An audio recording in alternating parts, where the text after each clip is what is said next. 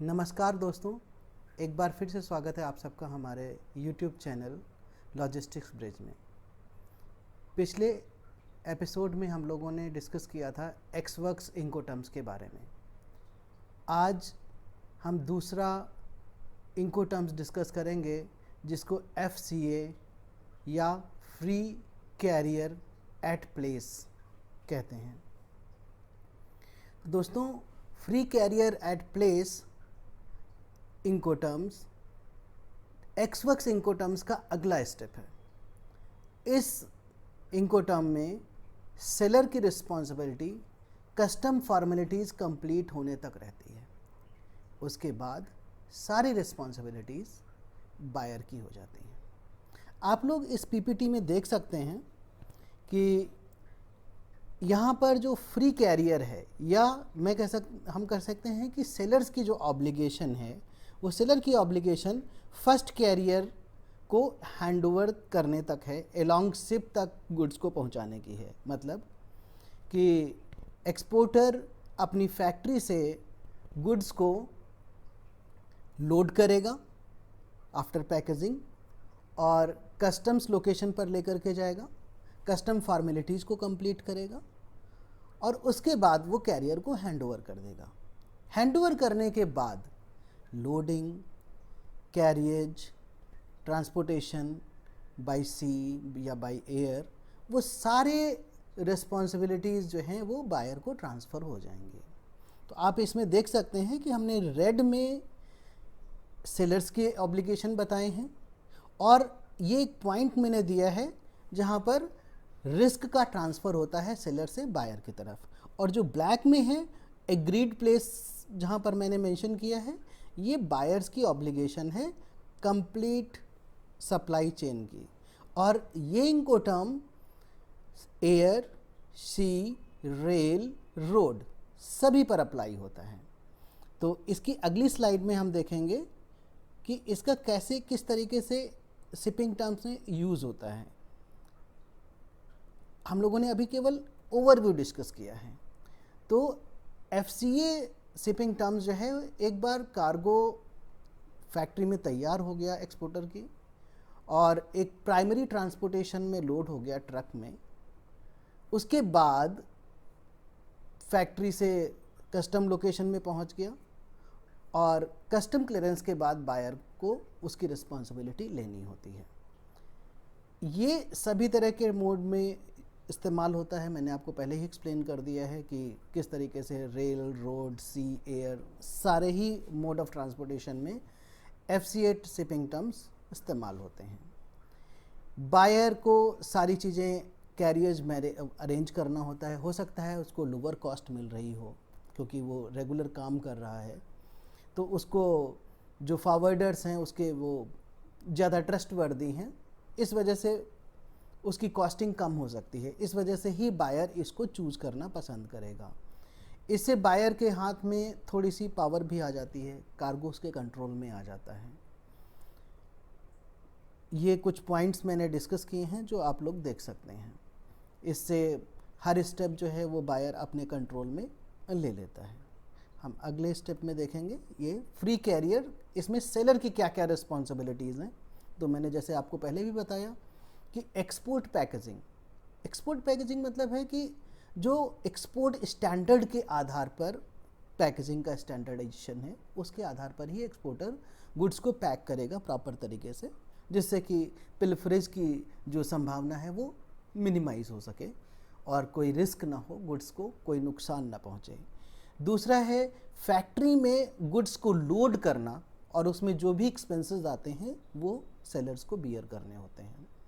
तीसरा पॉइंट है कि ओरिजिन पोर्ट या पोर्ट ऑफ ओरिजिन जो है कंट्री का, जहाँ से एक्सपोर्ट एग्जीक्यूट किया जा रहा है, उस पर डिलीवरी करना या उस पर अनलोडिंग कराना कस्टम क्लियरेंस के लिए, ये भी सेलर की रिस्पॉन्सिबिलिटी है। फिर वहाँ पर कस्टम्स फॉर्मेलिटीज़ कंप्लीट करना, डॉक्यूमेंटेशन पूरा करना, ये भी सेलर की रिस्पॉन्सिबिलिटी है। अब अगली स्लाइड में हम देखेंगे कि बायर्स की क्या रिस्पॉन्सिबिलिटीज़ होती हैं। तो एक बार कस्टम क्लियरेंस कंप्लीट होने के बाद में लोडिंग के लिए जो कैरियर्स टर्मिनल हैंडलिंग फ़ी लेते हैं, वो टर्मिनल हैंडलिंग फ़ी इवन ओरिजिन पोर्ट पर ये भी बायर के अकाउंट में होती है, अर्थात उसका पेमेंट बायर को करना होता है। लोडिंग का प्रोसीजर किस तरीके से होगा, लोडिंग कितना सेफ है, ये भी बायर या उसका नॉमिनेटेड एजेंट की रिस्पॉन्सिबिलिटी होती है कि वो प्रॉपर तरीके से लोड किया जाए वेसल में। इसके बाद वेसल का जो ओशन फ्रेट है या एयर का एयर फ्रेट है, वो कॉस्ट भी बायर को बियर करनी है। डेस्टिनेशन पर टर्मिनल हैंडलिंग चार्जेस भी बायर के रहेंगे। डेस्टिनेशन पर आगे पोर्ट से डिलीवरी करना वेयरहाउस तक, ये भी बायर को मैनेज करना है। वेयरहाउस में अनलोडिंग भी बायर देखेगा और वहाँ पर जो कस्टम प्रोसीजर्स हैं इंपोर्ट क्लियरेंस के, वो भी बायर की ही रिस्पॉन्सिबिलिटी होगी। यहाँ पर हम फ्री कैरियर्स में देखते हैं कि कुछ एडवांटेजेस अगर बायर के लिए हैं तो कुछ डिसएडवांटेजेस भी हैं। एडवांटेजेस क्या है कि बायर को कंट्रोल मिल जाता है।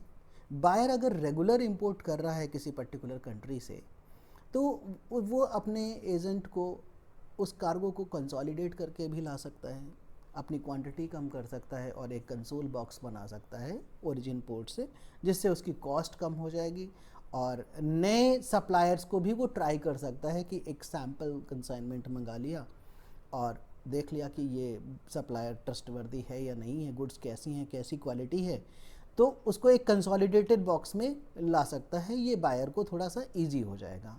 दूसरा है कि जो frequent containerise cargo buyers order करते हैं, उनको भी आसान रहेगा कि वो सब डिफरेंट सप्लायर से कलेक्ट करके एक सिंगल पॉइंट जो पोर्ट ऑफ लोडिंग है ओरिजिन पोर्ट का, वहाँ पर ला करके कंसोल बॉक्स क्लियर कंप्लीट करके अपने एजेंट की हेल्प से वो गुड्स अपने लोकेशन पर मंगा सकते हैं।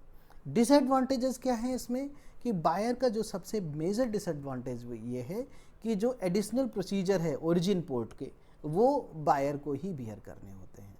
मतलब उसका जो शिपिंग एजेंट है ओरिजिन पोर्ट पर loading, measurement, packaging, final packaging या palletization before stuffing in the container में, अगर कंटेनर में स्टफ़ करने से पहले पैलेट बनाना ज़रूरी है, तो वो पैलेटाइजेशन की कॉस्ट भी बायर के ही अकाउंट में जाएगी। एक बार कस्टम क्लियरेंस कंप्लीट होने के बाद सेलर्स की रिस्पॉन्सिबिलिटी फिनिश हो जाती है या कंप्लीट हो जाती है, वो रिस्पॉन्सिबल नहीं रहेगा।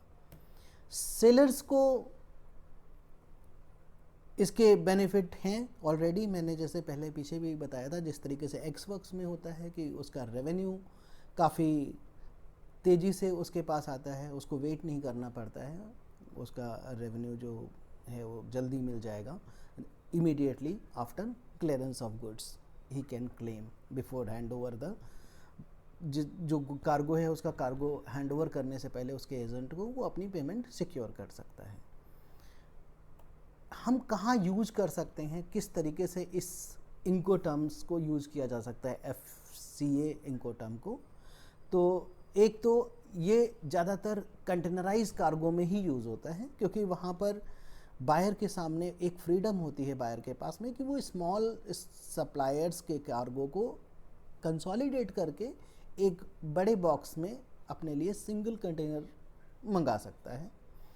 दूसरा है कि जो सेलर्स होते हैं वो FCA को प्रेफर करते हैं ओवर FAS और FOB टर्म्स में, क्योंकि लोडिंग भी सेलर के ही पास में आ जाती है या सेलर की ही रिस्पॉन्सिबिलिटी हो जाती है, लेकिन FCA में पोर्ट ऑफ ओरिजिन पर भी लोडिंग कराने की जिम्मेदारी बायर को ट्रांसफ़र हो जाती है। दूसरा है कि जो कार्गो है वो सीधे ट्रांसपोर्ट होता है टर्मिनल से, और इसके लिए किसी शिपर के वेयरहाउस की ज़रूरत नहीं पड़ती है। मतलब जैसे पहले हमने एक्सवर्क्स के केस में देखा था, तो वहाँ पर पहले जो एजेंट है बायर का, वो उन गुड्स को कलेक्ट करता है सप्लायर के वेयरहाउस से और उसको अपने वेयरहाउस में लेकर के जाता है। यहाँ पर इसकी ज़रूरत नहीं है। यहाँ पर FCA टर्म्स में एक्सपोर्टर खुद ही लोड करके कस्टम पॉइंट पे ले जाएगा, क्लियरेंस कराएगा और फिर एजेंट को हैंड ओवर कर देगा लोडिंग के लिए। और बाकी सारे प्रोसीजर्स एक जैसे होते हैं, उसमें कोई अलग से चेंजेस नहीं होते हैं। तो आज के लिए इतना ही दोस्तों। अगला जो टर्म है पेमेंट का, FOB टर्म्स, वो और भी इंटरेस्टिंग है, उसके बारे में भी हम लोग डिस्कस करेंगे अगले वीडियो में। आपको ये इन्फॉर्मेशन कैसी लगी आप लोग ज़रूर बताइएगा। धन्यवाद।